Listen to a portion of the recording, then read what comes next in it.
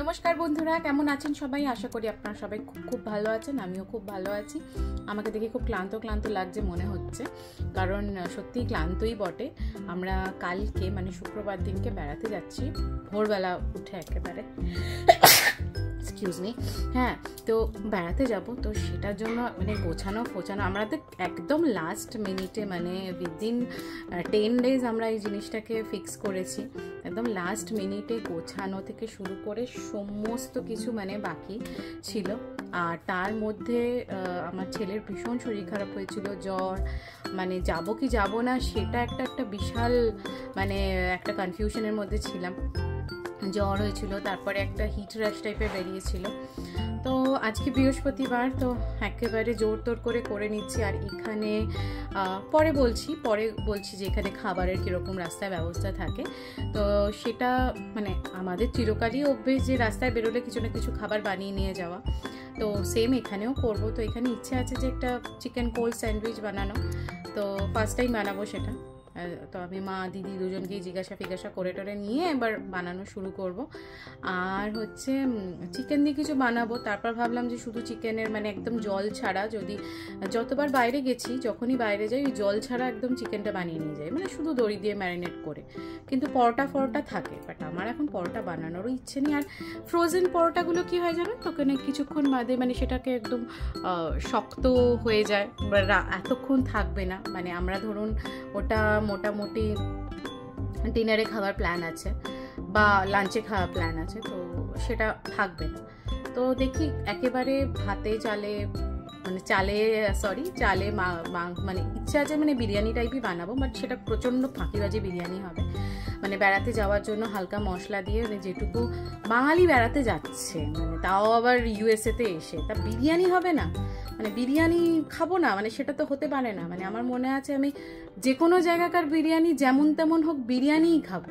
আরাকু ভ্যালিতে বেড়াতে গেছি ছোটোবেলা বাবা মার সাথে, তো তখন 15 টাকা দিয়ে মানে বিরিয়ানিও আমি খেয়েছি। তো এটাই সবচেয়ে ইজি, এক পাকে হয়ে যাবে রান্না, আর খেতেও ভালো, বাচ্চা থেকে বুড়ো সবাই খুশি। তাহলে চলুন প্রিপারেশন স্টার্ট করে দিই। প্রথমেই আমি স্যান্ডউইচের জন্য এগুলো সব কেটে নিয়েছি, আর গাজরটা একটু গ্রেট করে নিয়েছি। আর এটা নিয়েছি হচ্ছে টার্কি ব্রেস্ট, একেবারে গ্রাউন্ড। এটা আমি মোটামুটি একটু রসুন আর গোলমরিচ, নুন আর দিয়ে ভালো করে মাখবো। আমি এখানে একটুখানি গার্লিক পাউডারও ইউজ করেছি। আর এইদিকে চিকেনটা ভালো করে ম্যারিনেট করে নিয়েছি, ধনে জিরে, গরম মশলা, ধনে পাতা বাটা, হলুদ আর লঙ্কা গুঁড়ো, নুন আর তেল দিয়ে। আর এদিকে পেঁয়াজটা আমি কষতে শুরু করে দিয়েছি। আর যে স্যান্ডউইচের জন্য যে চিকেনটা রেখেছিলাম সেটা আমি সেদ্ধ বসিয়ে দিয়েছি।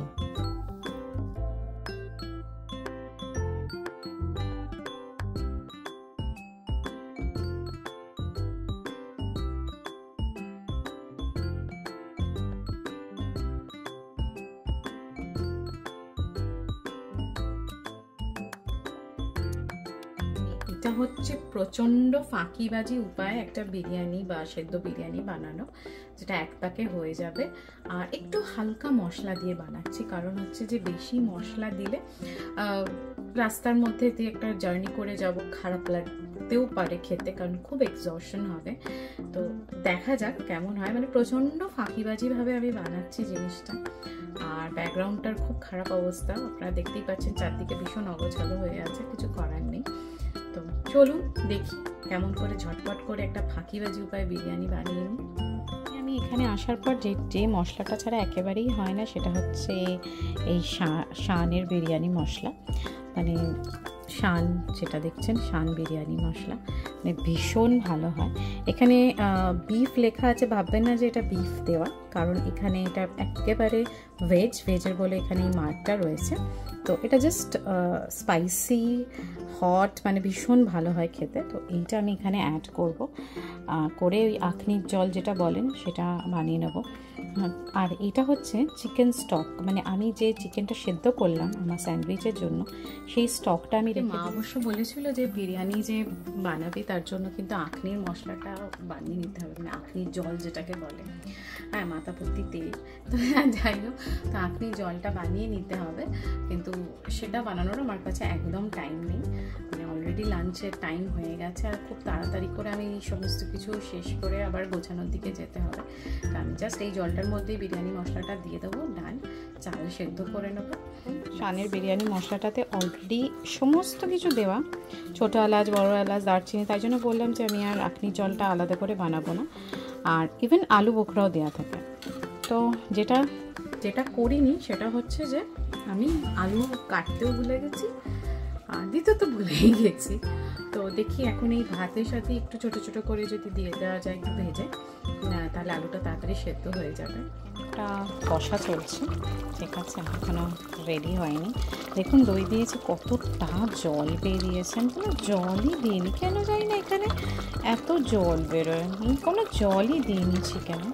আর এদিকে আমার রাইসটা সেদ্ধ করতে বসিয়ে দিয়েছি। কী করছে একটু দেখি, আজকে ও চান করছে, মানে সব কিছু খুব উলট পালট হয়ে গেছে। মাই গড, চান করছে এখন, দেখি ওকে চানটা করিয়ে নেওয়ার পরে তারপরে স্পাইডার ধরেছে। ফাইনালি চান টান করা হয়ে গেছে, লাঞ্চও হয়ে গেছে, তো মোটামুটি চালটা সেদ্ধ হয়ে এসছে। আর আমি না একটু গোবিন্দভোগ চালে খেতে না বেশ ভালো লাগে, পোলাও হয় ওটা, কিন্তু যেটা লখনৌ বিরিয়ানি সেটা কিন্তু বেশ ওরকম গোবিন্দভোগ চাল দিয়ে বানায়, ভালো লাগে খেতে। আমাকে একজন আমার ছোটোবেলার আন্টি বলেছিল, মানে ভেরি টেস্টি। তো সেই গোবিন্দভোগ চালের এমনি একটা অ্যারোমা আছে, সাথে বিরিয়ানি মশলার অ্যারোমা, মানে ভীষণ ভাল লাগে, ভীষণ টেস্টি হয়ে যায় ওটা খেতে। তো দেখাই, এই দেখুন মোটামুটি চাল আর আলু দুটোই হয়ে গেছে।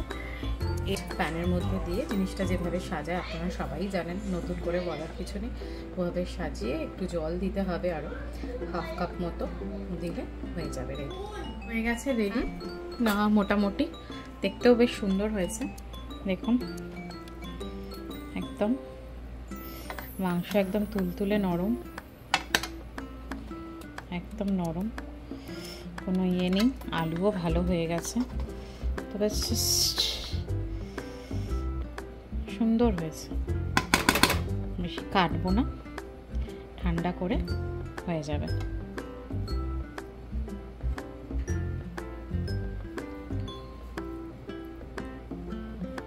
ঝরঝরে হয়েছে, ঠান্ডা হলে আরও একটা ঝরঝরে হয়ে যাবে। এইবারে লোলো ঘুমিয়ে পড়েছে, এখন অনেকটা একটু ফাঁকা, এখনই ঝটপট করে বানিয়ে নিই স্যান্ডউইচটা। তো আমি এবারে কোল্ড স্যান্ডউইচটা বানানোর জন্য সব কিছু মোটামুটি রেডি হয়ে গেছে।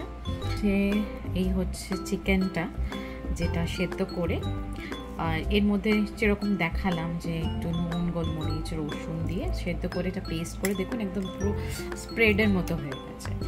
এটা হচ্ছে গাজর কুচি, ক্যাপসিকাম কুচি, আর আমি একটু অল্প পেঁয়াজ দিয়েছি, জাস্ট আমার একটু পেঁয়াজটা খুব ভালো লাগে স্যান্ডউইচে খেতে, তো আমি জাস্ট একটু অল্প পেঁয়াজ, আর হচ্ছে এই ক্রিম চিজ আর হচ্ছে মেয়োনিজ, এই দুটো দিয়ে এটা বানিয়েছি কোল্ড স্যান্ডউইচে। এটা তো ভীষণ ভালো লাগে খেতে।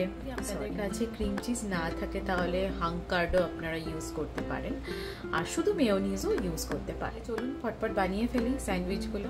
দুটো জিনিস এখানে মেনশন করতে ভুলে গেলাম, সেটা হচ্ছে যে ফার্স্ট হচ্ছে যে আপনি কোল্ড স্যান্ডউইচে আপনি শসাও অ্যাড করতে পারেন, কিন্তু শসাটা জল কাটে বলে, আর যেহেতু মানে গরমে নষ্ট হয়ে যেতে পারে, গন্ধ হয়ে যেতে পারে, তার জন্য শসাটা একদম চিপে নিতে হবে, জল যেন শসার মধ্যে একটুও না থাকে, তো সেটা করতে পারেন। আর আপনার ইচ্ছে মতো আপনি এখানে, অনেকে আছে যে একটুখানি ক্যাবেজ অ্যাড করে, তো আপনার ইচ্ছে মতো আপনি যে কোনো ভেজিটেবল অ্যাড করতে পারেন, আর অবশ্যই সেটা যেন মানে জলটা যেন তার ভেতরে একদমই না থাকে। আমার ব্রেড এখানে মোটামুটি 2, 3, 4, 5, 10খানা মতো ব্রেড নিয়েছি, 5খানা 10খানা।